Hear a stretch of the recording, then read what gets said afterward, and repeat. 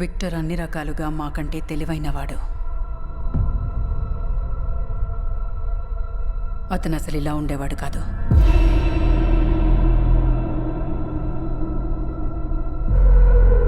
అతను దయతో అందర్నీ నా వాళ్ళనుకునేవాడు.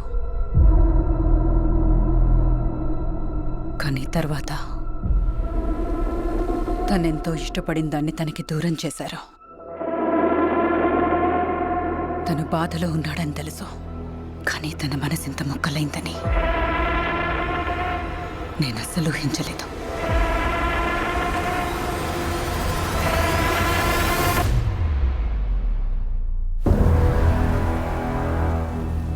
విక్టర్, ఇది నీ పనేనా?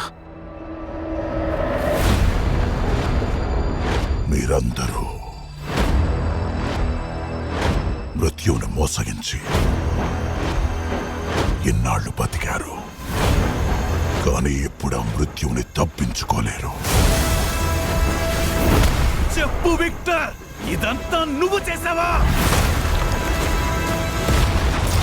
ఒట్టేసి చెప్తున్నా, నీకు నరకం అంటే ఎలా ఉంటుందో చూపిస్తా.